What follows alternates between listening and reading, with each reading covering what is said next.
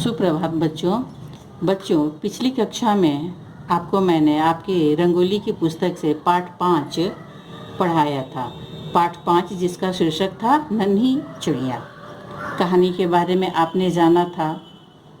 कहानी में की मुख्य पात्र जो चिड़िया थी जिसका नाम फुदकू था, वह सबको कितनी प्रिय थी। बगीचे में जितने भी फूल पौधे थे सबको वह बहुत प्रिय थी। सभी उसे बहुत प्यार करते थे। तो आइए इसी क्रम में आगे बढ़ते हुए हम इस पाठ में जो प्रश्न हैं उनके उत्तर के बारे में हम जानेंगे। तो मौखिक प्रश्नों के अंतर्गत आइए प्रश्न संख्या क लेते हैं।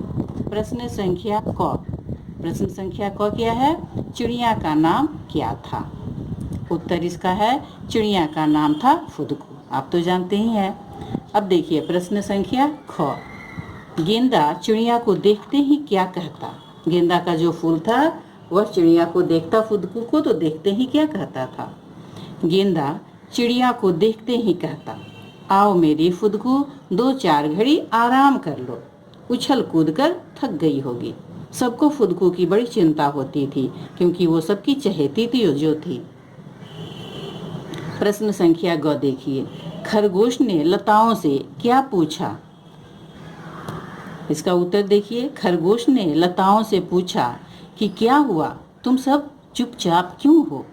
खरगोश जब आया तो खरगोश ने क्या देखा कि सभी बड़े शांत हैं, चुप हैं, जबकि ऐसा होता नहीं था। बगीचे में काफी चहल पहल रहती थी।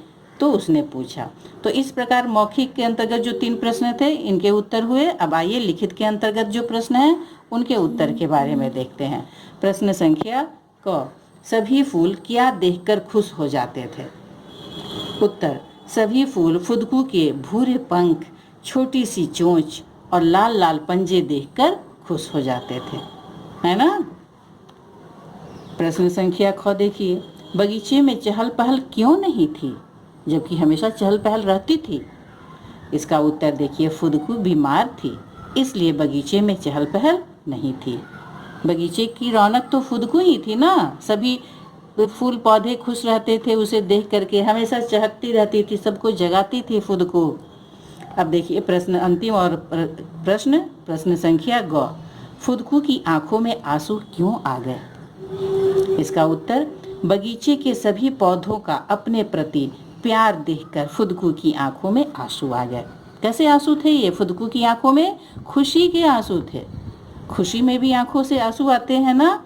तो फुदकू ने देखा कि बगीचे के सभी पेड़ पौधे कितना प्रेम करते थे। उसके बीमार होने पर सभी ने कुछ न कुछ सामान भेजा, अपनी शुभकामनाएं भेजी, जिसके कारण फुदकू जल्दी ही स्वस्थ हो गई थी। तो बगीचे के सभी पौधों का अपने प्रति प्यार देखकर फुदकू की आंखों में आंसू आ गए। तो बच्चों इस प्रकार इस पाठ से संबंधित पाठ 5 से जितने भी प्रश्न थे सबके उत्तर पूर्ण हुए। आपका गृह कार्य है कि आप प्रश्नों के उत्तर लिखेंगे अपनी उत्तर पुस्तिका में और याद करेंगे। शेष अगली कक्षा में शेष अभ्यास प्रश्न हम लोग करेंगे। तब तक के लिए धन्यवाद।